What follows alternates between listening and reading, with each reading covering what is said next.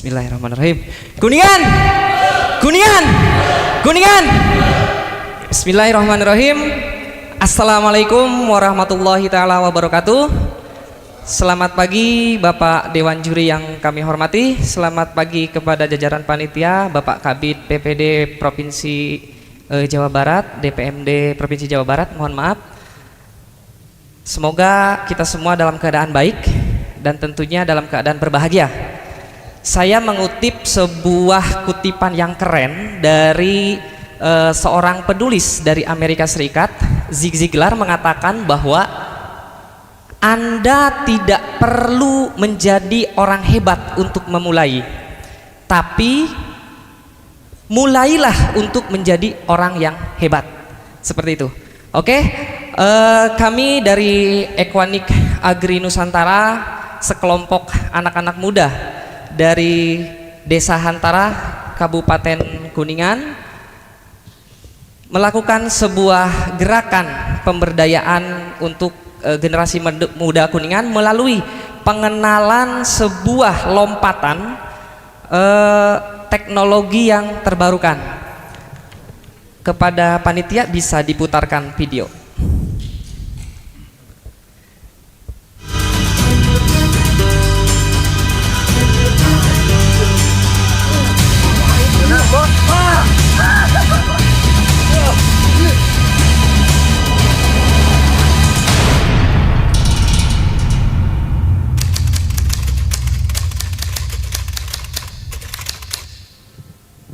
Assalamualaikum warahmatullahi wabarakatuh. Sampurasun. Saya Apin, inisiator dari Equanic Agri Nusantara yang berbasis di Desa Hantara, Kecamatan Hantara, Kabupaten Kuningan, Provinsi Jawa Barat.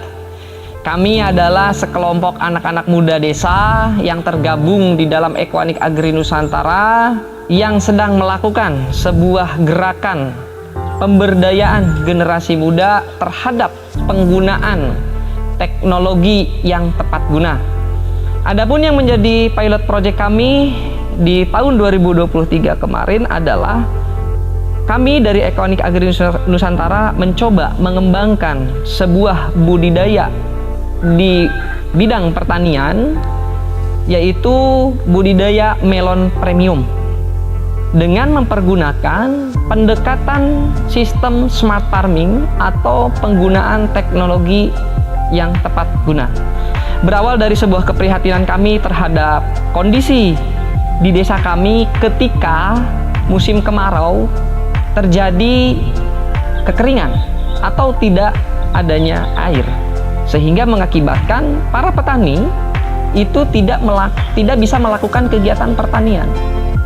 Di sisi lain, kami melihat juga sebuah potensi anak-anak muda desa yang sebetulnya bisa menyelesaikan titik persoalan ini.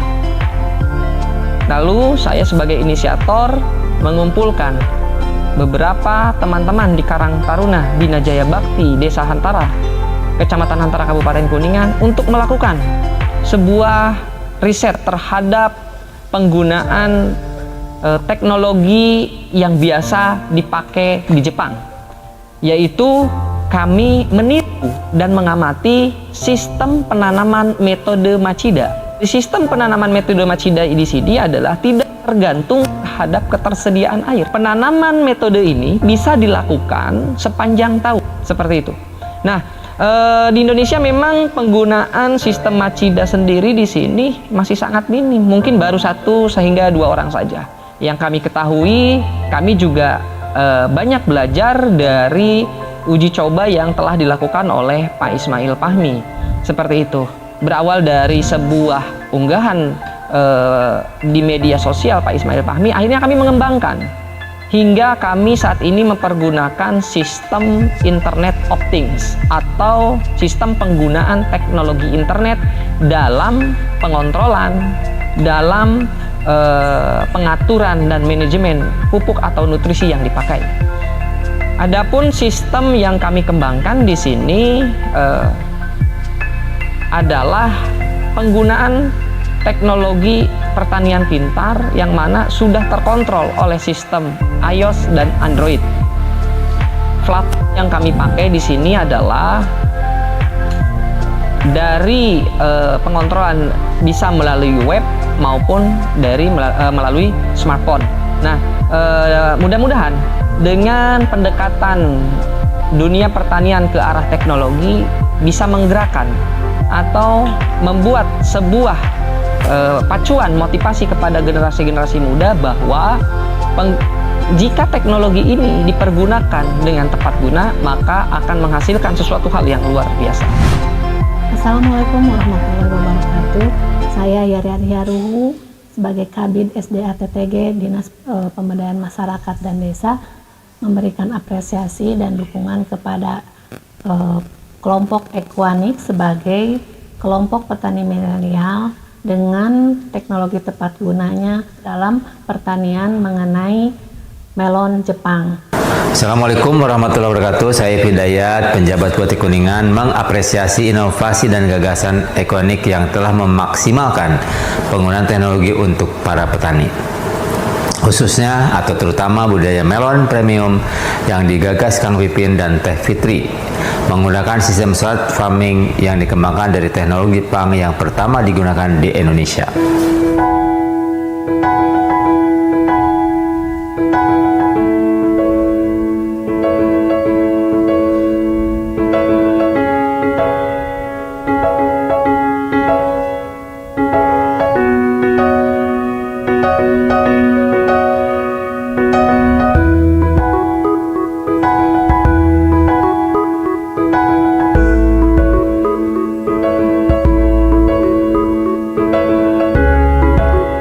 Bisa dimulai dari slide.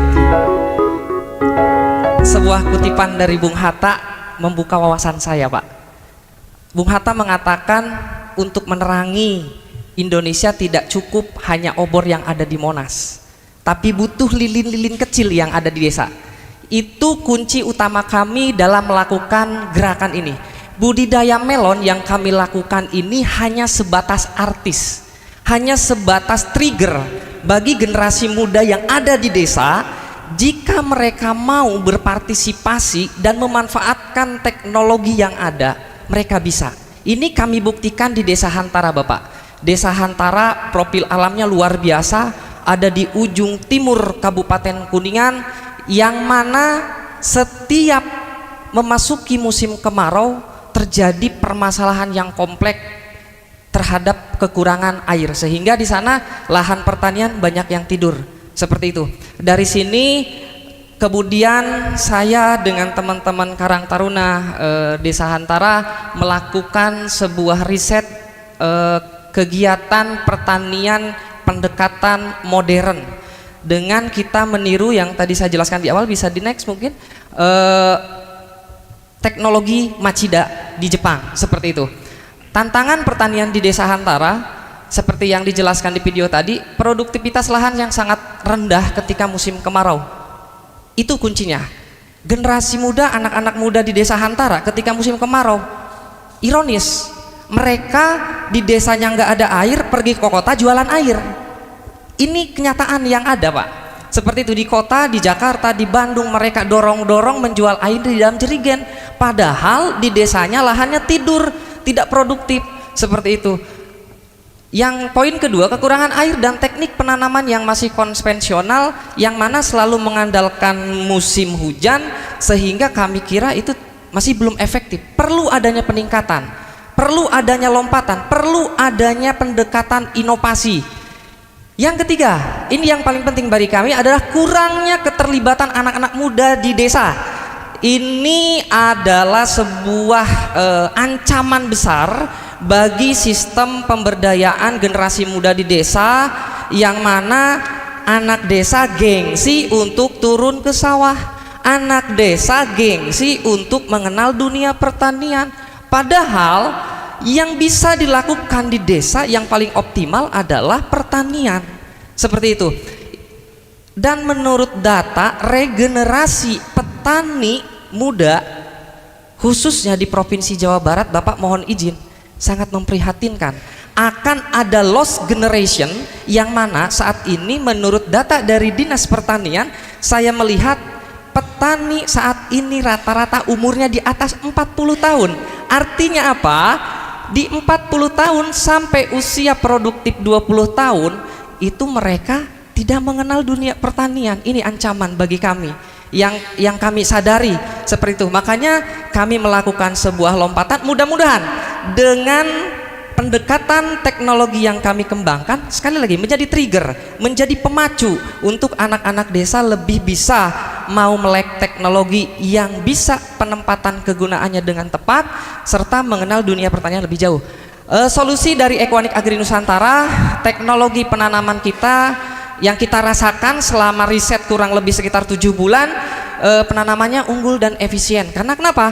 Mempergunakan lahan yang sangat sempit pun bisa produktif, Bapak, seperti itu. Bahkan lahan uji coba kami cuman ukuran 3 meter ke 5 meter saja, seperti itu, dan menghasilkan nilai yang kompetitif nanti kita perlihatkan. Terus yang kedua, sistem smart farming dengan solar cell. Kami memang mempergunakan sistem hybrid, yang mana sistem yang kami buat di sini adalah mempergunakan dua energi, bisa mempergunakan daya PLN maupun solar cell. Ini menjadi solusi apabila lahan perkebunan atau misalnya lahan pertanian itu tidak terjangkau oleh aliran PLN, seperti itu. Dari skema Equanic, ini pola pemikiran kami awal, grand design kami awal. Equanic Agri Nusantara itu mempergunakan IoT, PagiLogic, dan mana yang nantinya kami memang berharap saat ini lagi dalam masa pengembangan itu kita juga mengembangkan sampai ke startupnya. Jadi kami membuat skema pertanian terintegrasi dari hulu hingga hilir, yang mana terkontrol oleh satu smartphone, satu handphone, atau bisa melalui laptop, dan aplikasinya alhamdulillah sudah terbangun seperti itu, yang mana di dalam sistem kami terintegrasi ke kebun atau ke greenhouse, lalu kita kirim ke data satelit dan terkoneksi ke market, lalu kita kontrol di dalam web servernya Equanic. Bisa di next? Di next. Oke. Seperti yang tadi saya jelaskan, kami melakukan sebuah uji coba berawal dari kami melihat sebuah unggahan dari Ibu Susi Pujiastuti. Saat itu Ibu Susi mencoba budidaya melon premium dengan sistem hidroponik Machida. Nah, terus kami melakukan sebuah riset. Ini teori awalnya yang kami ketahui seperti itu dari analisa metode produksi teknologi Jepang di Hokkaido, seperti itu, dengan dinamakan dengan Machida System. Oke, nah di back dulu. Oke, nah dari sistem Machida ini kami melakukan riset atau penelitian dengan sistem ATM, Bapak, mengamati, meniru, dan kami memodifikasi. Mengamati sistem di Jepang seperti apa, kami meniru dan memodifikasi dengan kesesuaian ketersediaan, terutama bahan baku, pupuk, bibit, dan pendekatan teknologi yang ada di Indonesia, seperti itu. Lalu kami membuat sketsa seperti ini dari sistem Machida yang begitu rumit, kami sederhanakan dengan penggunaan tandon seperti ini, Pak. Penggunaan tandon, mohon izin. Nah, ini mempergunakan tandon atau Nutribox yang kami katakan Nutribox. Lalu di sini ada tandon nutrisi, kita pompa, mempergunakan pompa akuarium saja, Bapak, seperti itu. Lalu si air nutrisi ini kita alirkan ke setiap planter box atau dinamakan, kita disebutnya Nutribox, seperti itu. Lalu si bibit tanaman kita taruh di atasnya dan dia akan tumbuh dengan subur. Kunci utama dari budidaya ini adalah kami merawat akar. Merawat akar, semakin akar sehat dengan proses yang baik, yaitu daun dan batang yang sehat serta manajemen nutrisi yang presisi, akan membuat sebuah output yang luar biasa. Ini yang menjadi pembeda. Kalau kita budidaya melon dengan sistem konvensional, baik hidroponik maupun pertanian di lahan perkebunan, satu pohon melon hanya bisa berbuah 1 butir, maksimal 3 butir saja. Tapi dari hasil budidaya kami, satu pohon bisa menghasilkan lebih dari 10 butir melon kualitas premium, Seperti itu. Dan ini foto yang kebetulan di kebun uji coba kami. Dari riset yang kami lakukan pernah mendapatkan panen terbaik itu di satu pohon mendapatkan 38 butir melon dengan rata-rata bobot sekitar 2,4 kg dan kadar kemanisan di angka Brix 14 sampai 19%. Seperti itu. Ini merupakan potensi yang luar biasa karena dilihat dari marketable, bisa di next, dilihat dari marketable-nya. Satu pilot project kami di budidaya buah melon premium ini kami menganalisa usaha atau cost and benefit ratio-nya. Jika tujuan menanam untuk dikonsumsi sendiri di rumah, artinya adalah skala hobi, ini dihilangkan Pak, karena kalau skala hobi ini biayanya besar, nggak perlu. Jadi skala hobi itu atau skala pemanfaatan lahan untuk ketahanan pangan, terus peningkatan kapasitas anak-anak muda dengan memanfaatkan lahan pekarangannya, cukup ini Bapak, cukup box dengan pompa Ya. Seperti itu. Cukup ya Mas? Mohon Baik. Paparannya masih ada banyak lagi atau dipercepat? Sudah sih Bapak, sudah. Oke. Mungkin pemaparannya seperti itu dulu, nanti bisa diperdalam ditanya jawab Bapak. Terima kasih. Oke. Mas Pak Ri atau siapa? Oh, Pak Ihsan. Ya, kenapa melon? Oke, pertanyaan yang cukup menarik Bapak.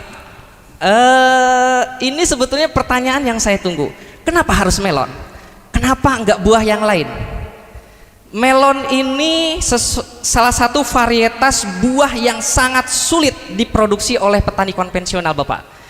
Karena tantangannya adalah buah melon ini sensitif terhadap suhu, terhadap ketersesuaian pupuk, sehingga melihat data dari Google dan Temasek yang saya pelajari Bapak, data melon, kebutuhan melon di Indonesia saat ini, petani baru mampu memproduksi hanya 35% dari kebutuhan pasar nasional. Artinya adalah di situ ada peluang pasar 65% yang bisa kita pasok. Pertanyaannya adalah ketika kami melakukan sebuah riset, waduh, repot juga kalau saya menanam melon dengan sistem konvensional yang mana satu pohon hanya menghasilkan 2-3 butir, kalau bobotnya 2 kiloan, satu pohon cuma 6 kilo. Artinya kalau saya mau target 1 ton, berapa ribu pohon yang harus saya tanam, berapa luas tanah yang harus saya sediakan, dan berapa rupiah yang harus saya keluarkan. Dengan teknologi ini semua terjawab. Karena kenapa? Dengan teknologi yang kita kembangkan ini Bapak izin, 1 pohon berbanding 20 pohon konvensional. Itu Bapak. Ya, masalahnya begini, teknologi Machida ini kan sebenarnya udah ada di Jepang. Siap. Jepangnya juga membudidayakan melon. Siap. Jadi ketika konsepnya itu ATM, amati tiru modifikasi, Siap. saya tidak melihat ada modifikasi yang signifikan. Siap. Kecuali kalau misalnya tadi komoditanya diubah. Siap. Bahwa kita melihat satu teknologi gitu ya, bahwa dengan sistem yang dilakukan oleh Machida tadi, Siap. tapi dengan komoditi yang kita miliki gitu. Siap. Malah tadi disampaikan bahwa melon itu sangat sulit gitu ya. Kenapa jadi yang sulit gitu? Siap. Ketika ini ingin dimasyarakatkan dengan pasar yang juga, saya kira pasar sih relatif ya. Kalau Siap. melihat tadi melon 60%, yang lain juga sama karena itu benda konsumsi gitu. Baik. Ya. Di titik itu saya melihatnya. Siap. Inovasinya ada di mana ini untuk bisa dinilai? Karena kalau saya cek yang di internet, Machida itu sudah clear, Siap. sudah selesai gitu ya, Siap. sebagai sebuah temuan. Siap. Gitu. Oke Bapak, terima kasih. Ini mungkin salah satu pertanyaan yang sering juga Bapak kami terima, Kang bisa nggak sih dimodifikasi sistem ini ke varietas lain Bapak? Izin, saat ini kami juga di greenhouse kami lagi melakukan pengembangan Bapak untuk varietas lain, antara lain seperti kita menanam varietas sayuran dengan sistem Machida ini, dan yang kedua kita juga lagi menguji coba terong nisubi Bapak.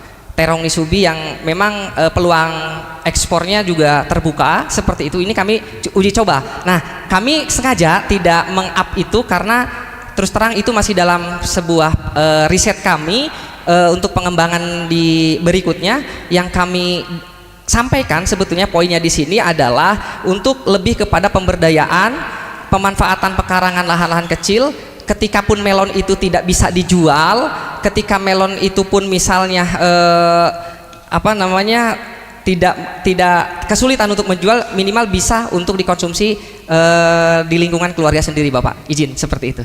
Nah, kalau dari modifikasinya di sini, Bapak, izin memang ini alat dari modul, Pak. Ini kita merakit sendiri, Bapak. Ini dari modul ini kita merakit sendiri karena alat Machida sendiri tidak ada jualannya, Bapak. Nah, ini kebetulan juga dengan kita gabungan dengan beberapa teknik elektro yang asli memang kelahiran Kuningan, Pak.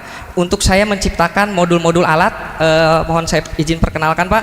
Ini bisa dipakai di sistem hidroponik maupun konvensional, Bapak, artinya di tanah dengan sistem pembacaan suhu udara untuk memodifikasi, terus ada sensor pH, ada sensor nutrisi, seperti itu. Dan ini semua sudah terintegrasi dengan sistem aplikasi yang kita bangun, seperti itu, yang mana sistem pengontrolan, pemupukan dan lain sebagainya semuanya sudah sistem otomatis, seperti itu.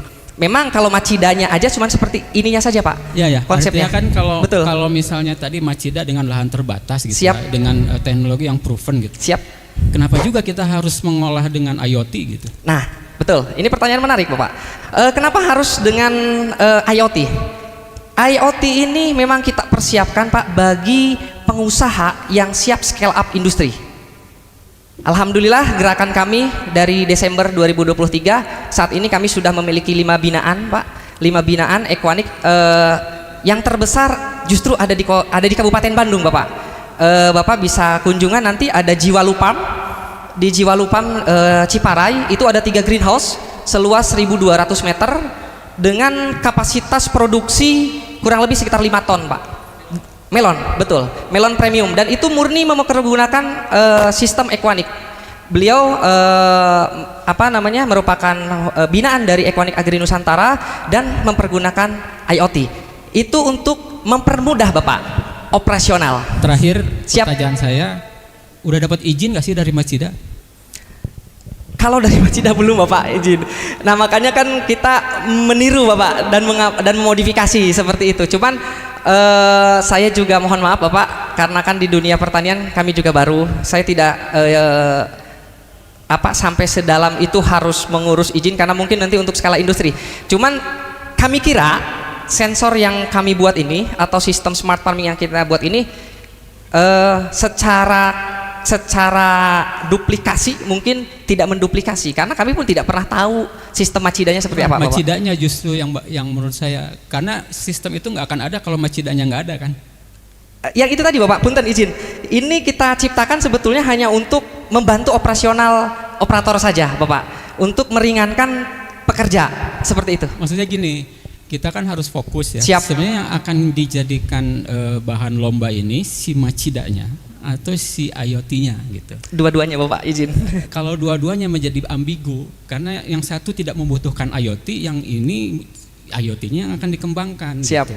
Siap. Saya sih ngelihat mungkin kalau misalnya IoT-nya yang akan diangkat itu jauh lebih menarik. Siap, karena Bapak. si Machida ini sudah selesai, sudah tinggal ambil gitu. Siap, yang ada di Bapak, Jepang. izin. Gitu yang Ya, siap. Terima kasih, Bapak, masukannya. Kayaknya Pak Farid udah nulis ya. Nah, Pak Kemas silakan. Ya, singkat saja, Pak. Di sini Siap. tadi saya temukan ada kalimat IoT Fuzzy Logic. Nah, yang dimaksud Fuzzy Logic di sini apa, Pak? IoT Fuzzy Logic ini lebih kepada kita mempergunakan sistem internet yang mana mempergunakan logika berpikir seperti manusia, Bapak. Seperti itu. Jadi action dari alat ini itu seperti apa yang kita kehendaki. Misalnya ketika terjadi penurunan nutrisi, si alat akan otomatis, Bapak. Dia akan membaca nilai ppm. Setelah ppm yang direncanakan itu misalnya jadwalnya di usia tanam sekian hari, ppm-nya di 800 ppm, ketika terjadi penurunan, si alat itu akan secara otomatis membuka keran nutrisi dengan dosis yang tepat. Seperti itu. Nah, itu lebih kepada kepresisian untuk kadar nutrisi, suhu ruangan, kelembapan dan lain sebagainya, Bapak. Ya, jadi apakah ada algoritma Fuzzy Logic yang diterapkan atau ini hanya sekedar nama saja disebutkan Itu Fuzzy Logic? seperti kayak istilah aja sih, Pak. istilah, betul Bapak. Iya. Iya, padahal kalau ada berarti itu kan bisa menjadi salah satu poin inovasi ya. Siap Iya, Bapak, baik, betul. Baik, terima kasih. Siap. Ya, Macida ini sebetulnya dipopulerkan oleh Pak Fahmi Ismail ya. Ismail Fahmi, betul. Ya. Siap. Nah, dia yang memperkenalkan ke Bu Susi gitu ya. Jadi saya lihat barusan juga di apa namanya? YouTube. Di Twitter ya. Iya. Twitter beliau membuat step by step bagaimana cara melakukan pengembangan melon. Siap. Ya. Jadi melonnya dari keunggulannya adalah satu pohon itu bisa sampai 30 sampai 40 buah ya. Butir, betul Bapak. Gitu. Nah, ini yang diterapkan di kita disebarkan oleh Anda gitu ya. Siap Bapak. Nah, ini harus dibedakan antara inovasi teknologi dengan aplikasi teknologi. Siap. Yang kita lakukan di sini adalah inovasi Siap. teknologi, yaitu teknologi tepat guna. Jadi harus ada pembeda atau kebaruan yang kita lakukan karena inovasi kan. Siap. Gitu, bukan aplikasi. Siap. Jadi saya belum menemukan inovasi atau kebaruan yang Anda lakukan gitu. Siap. Nah, tadi saya sepakat dengan juri yang lain bahwa kalau mau difokuskan di alat sini saja, Siap. itu ada beberapa inovasi sebetulnya. Siap. Jadi jangan apa ya, jangan melakukan mengklaim bahwa inovasinya adalah yang teknologi pengembangan melon itu. Siap. Itu yang pertama. Kemudian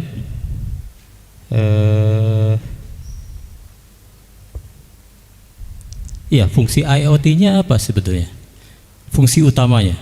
Fungsi utamanya adalah untuk mengoperasionalkan pengganti tenaga kerja Pak. Ini kan untuk skala industri Pak. Sebetulnya inovasi kami memang di sininya Pak.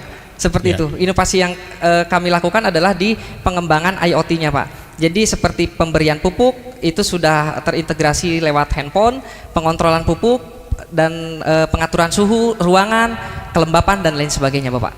Nah, Seperti itu. itu bisa dilakukan oleh operator sebetulnya kan ya? Siap. Ya, jadi jangan memaksakan suatu teknologi yang sebetulnya dengan mudah dilakukan oleh operator. Siap. Mungkin dipasang sensor gitu ya, Siap. sensor tertentu, kemudian dilakukan secara manual itu lebih mudah. Siap. Mungkin seperti itu. Tapi IoT-nya penting untuk sesuatu yang memang dibutuhkan untuk IoT itu. Siap. Dibutuhkan menggunakan IoT. Mungkin Siap, itu lebih lebih fokus gitu ya. Siap. Cukup Pak. Iya, dengan Kang Pipin ya. Siap Bapak. Beberapa juri tadi saya sepakat bahwa ada ambigu nih yang diklaim ini kurang fokus ya.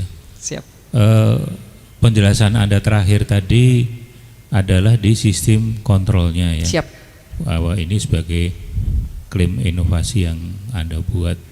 Saya kira ada baiknya nanti dicari ya. Siap. Inovasi yang sejenis yang sudah dilakukan oleh pihak lain. Siap.